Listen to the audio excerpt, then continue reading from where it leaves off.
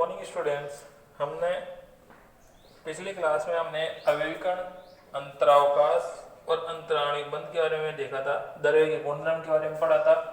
अब हम जो पढ़ने जा रहे हैं, ये जो टॉपिक है अंतराणिक कण, अंतरावकाश और अंतराणिक बंध के बारे में स्टडी कर रहे हैं। हमने देखा था पहले कि हमने जो पिछली क्लास उसमें द्रव्य के हमने गुणधर्म के बारे में देखा था।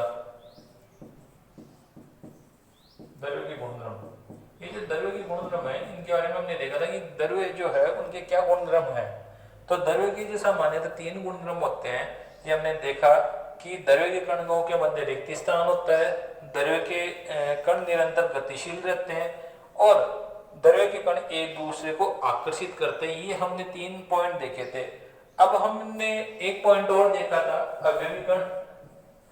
ये अवयवीकरण के बारे में भी हमने पढ़ लिया था, लेकिन अब हम जो देख रहे हैं हम इसको रिटर्न देखते हैं कि अवयवीकरण क्या होता है। प्रकृति के अंदर कोई भी पदार्थ हो, कोई सा पदार्थ हो, जैसे अपने डस्टर मान लो, मार्कर मान लो, वायु मान लो, जल मान लो, कोई भी हो, ये जो सभी है ये सभी छोटे छोटे कणों से मिलकर बने होते हैं। इन छोटे छोटे कणों को सामान्यतः अवयवी कण कहते हैं। इन कणों को क्या कहा जाता है? अवयवी कण। तो प्रकृति के अंदर पाए जाने वाले सभी पदार्थ, प्रकृति में पाए जाने वाले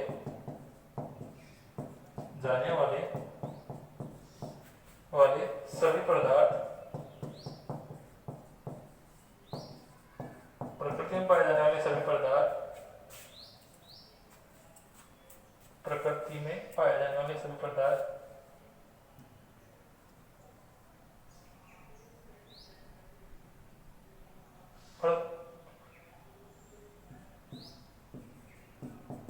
पाए जाने वाले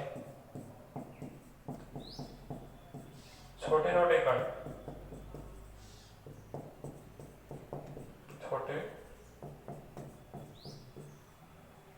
प्रकृति में पाए जाने वाले सभी पदार्थों में पाए जाने वाले छोटे छोटे कण, जिनसे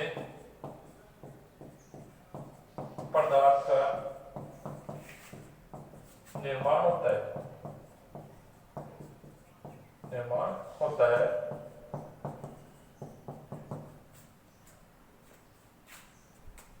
अवयवी कण कहलाते हैं।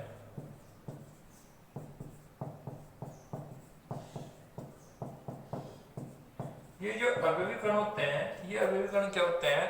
ये अवयवी कण ही क्या करते हैं? पदार्थ की संरचना का निर्माण करते हैं। तो जैसे अगर हम एग्जाम्पल के रूप में इसको हम समझना चाहिए तो देखो, ये जो कण है, ये जो छोटे छोटे कण हैं इस पदार्थ में, इन कणों को हम बोलते हैं अवयवी कण।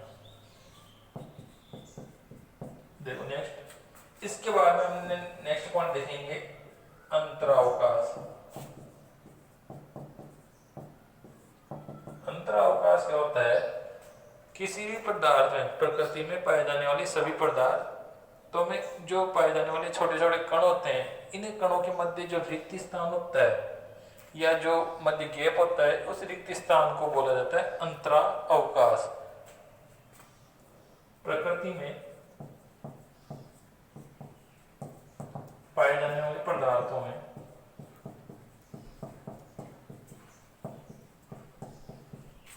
सभी पदार्थों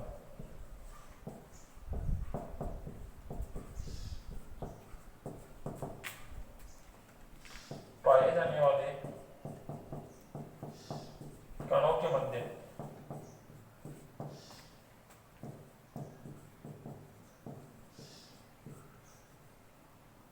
के मध्य पाया जाने वाला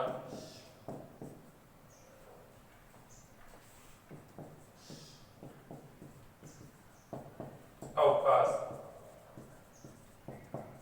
या रिक्त स्थान,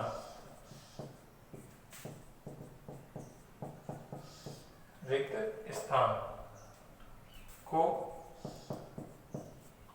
अंतरावकाश कहा जाता है। मतलब कहने का अर्थ यह है कि ये जो पदार्थ होते हैं, पदार्थों के जो कण हैं, इन कणों के मध्य जो दूरी है या गैप है, ये जो दूरी या गैप है, इस दूरी को ही सामान्यतः क्या कहा जाता है? अंतरावकाश। क्या कहा जाता है? अंतरावकाश कहा जाता है।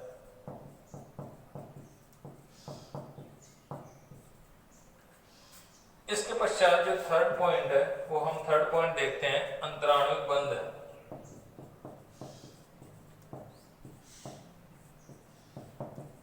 देखो हमने ये पॉइंट पढ़े अवयवीकरण, अंतरावकाश और अंतराणुविक बंध। अंतरावकाश क्या होता है कि पदार्थों के जो कण होते हैं, इन कणों के मध्य पाया जाने वाला जो रिक्त स्थान होता है यानी गैप होता है, ये जो रिक्त स्थान है, ये रिक्त स्थान अंतरावकाश कहलाता है। इसके पश्चात जो हम देखते हैं अंतराणुविक बंध। तो अंतराणुविक बंध क्या होता है? अंतराणुविक बंध को समझने से पहले हमारे को पता होना चाहिए बंध क्या होता है। बंध होता है, बंध किसे कहते हैं? पदार्थ जो होते हैं, पदार्थों के मध्य जो पाए जाने वाले जो कण हैं, पदार्थों के मध्य पाए जाने वाले जो कण हैं, ये कण एक दूसरे को, ये जो कण हैं ये एक दूसरे को क्या करते हैं? तीव्र आकर्षण बल के द्वारा बांधे रखते हैं, यानी ये एक दूसरे को अपनी ओर खींचते हैं। तो ये इनके मध्य पाया जाने वाला आकर्षण बल या तीव्र आकर्षण जो बल है, जो इनको एक दूसरे से बांधे रखता है, ये आकर्षण बल ही बंध कहलाता है। तो अंतराणुविक बंध किसे कहते हैं? अंतराणुविक बंध पदार्थों के कणों के मध्य, जो पदार्थों के कण हैं, पदार्थों के कणों के मध्य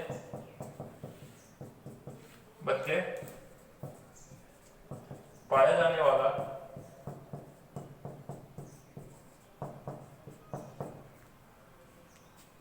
आकर्षण बल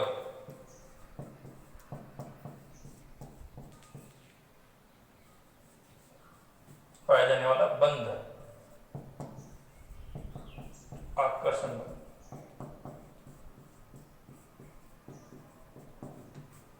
अंतराणुविक बंध कहलाता है। अंतराणुविक बंध कहलाता है। तो ये जो पॉइंट है, इस पॉइंट के आधार पे हम इन परिभाषाओं के आधार पे हमने देखा कि अवयवीकरण क्या होते हैं, अंतरावकाश क्या होता है, अंतराणुविक बंध क्या होता है। तो इन्हीं के आधार पे हम देखते हैं कि आखिरकार ठोस, द्रव और गैस किसे कहते हैं। तो ये हम देखते हैं। अब अपने जो नेक्स्ट पॉइंट है वो है द्रव्य के प्रकार। सामान्य नेक्स्ट पॉइंट आएगा जो अपने है द्रव्य के प्रकार। तो जो द्रव्य के जो प्रकार है वो देखो क्या है। द्रव्य को हमने सामान्यतः हम देखते हैं कि सामान्यतः जो द्रव्य है, सभी द्रव्य को तीन भागों में बांटा गया है। सामान्यतः जो द्रव्य है वो है ठोस, द्रव और गैस। हमने यहाँ पे नाम लिया है ठोस, द्रव और गैस। तो ठोस, द्रव और गैस क्या होता है, उनकी डेफिनेशन भी हम देखेंगे आगे, लेकिन पहले हम देख रहे हैं द्रव्य के प्रकार कि द्रव्य की कौन कौन से प्रकार है, या जो द्रव्य है इनकी कौन कौन सी अवस्थाएं हैं। अवस्थाओं से पहले हम देखेंगे द्रव्य के प्रकार। तो द्रव्य के प्रकार, द्रव्य सामान्यतः दो प्रकार के होते हैं। जो द्रव्य होते हैं, द्रव्य सामान्यतः दो प्रकार के होते हैं। दो प्रकार के होते हैं।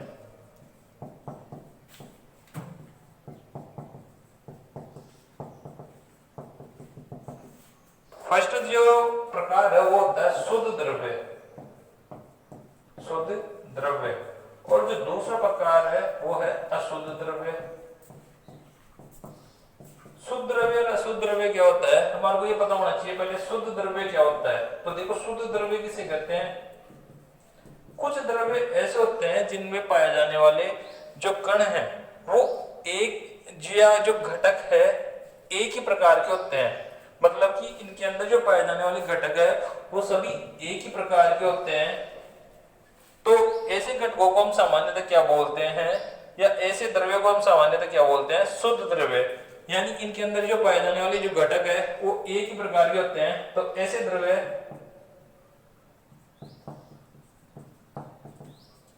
जिनमें पाए जाने वाले घटक एक ही प्रकार के होते हैं।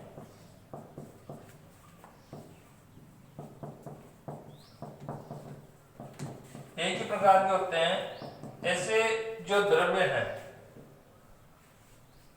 ऐसे जो द्रव्य हैं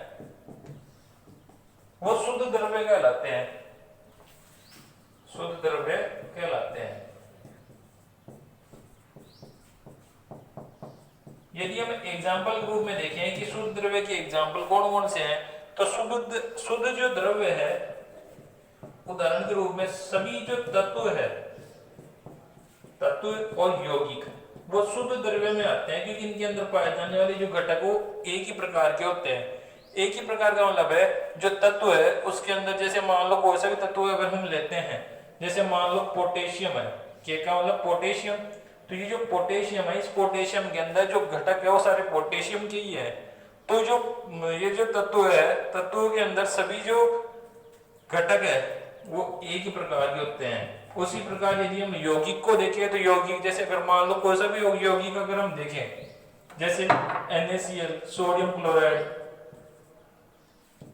कैल्शियम क्लोराइड, तो ये जो यौगिक है इनके अंदर भी सभी एक ही प्रकार के घटक होते हैं। तो ऐसे द्रव्य जिनके अंदर एक ही प्रकार के घटक होते हैं वो शुद्ध द्रव्य की श्रेणी में आते हैं। इसके पश्चात हम नेक्स्ट पॉइंट जो देख रहे हैं वो अशुद्ध द्रव्य है। शुद्ध द्रव्य, अशुद्ध द्रव्य। अशुद्ध द्रव्य किसे कहते हैं? ऐसे द्रव्य जिनमें पाए जाने वाले घटक अलग अलग प्रकार के होते हैं।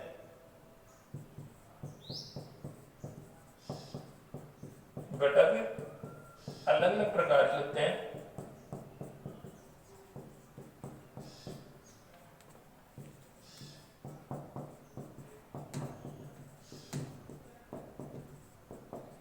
ऐसे जो द्रव्य होते हैं वो सभी अशुद्ध द्रव्य की श्रेणी में आते हैं।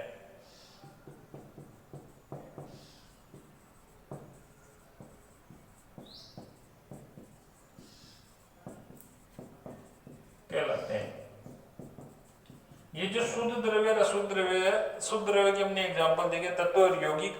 अशुद्ध द्रव्य के अगर हम उदाहरण देखते हैं तो अशुद्ध द्रव्य के जो उदाहरण है वो इसमें आ गया मिट्टी, वायु, ये सभी आपके अशुद्ध द्रव्य की श्रेणी में आते हैं। तो ये हमने देखा शुद्ध द्रव्य और अशुद्ध द्रव्य क्या होते हैं। अशुद्ध द्रव्य वो द्रव्य होते हैं जिनमें पाए जाने वाले जो घटक है वो अलग अलग अवस्थाओं के होते हैं, जो अलग अलग प्रकार के होते हैं वो क्या होते हैं कि अशुद्ध द्रव्य कहलाते हैं, और जिनमें पाए जाने वाले जो घटक है वो एक ही प्रकार के होते हैं, उनको हम शुद्ध द्रव्य कहते हैं। तो ये है शुद्ध द्रव्य और अशुद्ध द्रव्य। इसके बाद में हम जो पॉइंट पढ़ेंगे वो है द्रव्य की अवस्थाएं। तो द्रव्य की देखो अवस्थाएं कौन कौन सी होती है। सामान्यतः हमने सभी द्रव्य है उन सभी की अवस्थाएं, 3 प्रकार की अवस्थाएं पढ़ी है। कि हम देखते हैं कि जो द्रव्य होते हैं वो द्रव्य सामान्यतः 3 प्रकार के होते हैं, यानी पदार्थ 3 प्रकार के होते हैं, ठोस, द्रव और गैस। हमने सभी ने आज तक यही पॉइंट पढ़े हैं कि जो 3 अवस्थाएं होती है, ठोस, द्रव और गैस। लेकिन जो पदार्थ है, वैज्ञानिकों ने पदार्थ या द्रव्य की 2 और अवस्थाएं बताई है, वो प्लाज्मा और बीईसी होती है।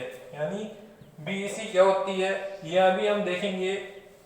बीईसी का पूरा नाम बोस-आइंस्टीन कंडेंसेट है। तो ये हम देखते हैं, देखो द्रव्य की अवस्थाएं।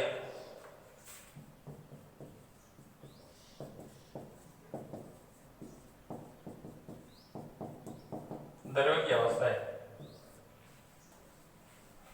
द्रव्य की सामान्यतः 3 अवस्थाएं होती है, ठोस, सॉलिड, द्रव, लिक्विड, गैस।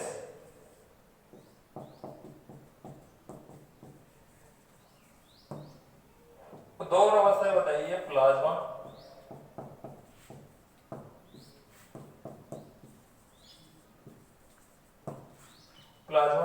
और लास्ट अवस्था है बीईसी। इसका पूरा नाम है बोस आइंस्टाइन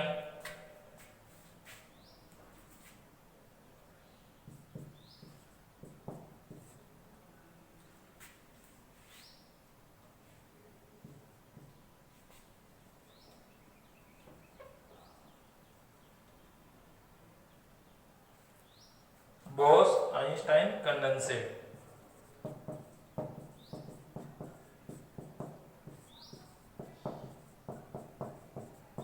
ये 5 अवस्थाएं बताई गई है, बोस, आइंस्टाइन, कंडेंसेट, इसके अलावा प्लाज्मा, गैस, द्रव और ठोस। तो ये अवस्था ये है।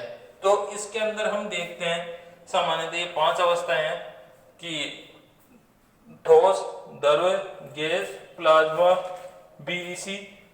इसी के बाद में हम यहाँ पर जो पदार्थ है, पदार्थ की तीनों अवस्थाओं को, पदार्थों के जो 3 गुण हमने बताया कि अवयवी गण, अंतरावकाश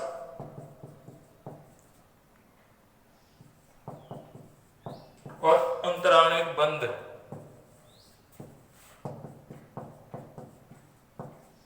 इन तीनों गुणों के आधार पे हमारा ठोस, द्रव और गैस की परिभाषा देखेंगे। तो क्या होती है ठोस, द्रव और गैस की परिभाषा, इन तीनों गुणों के आधार पे हम देखेंगे। ये स्टूडेंट्स, हम नेक्स्ट क्लास में इनके बारे में हम अध्ययन करेंगे। और यदि आपको वीडियो अच्छी लगी तो आप लाइक करो, सब्सक्राइब करो।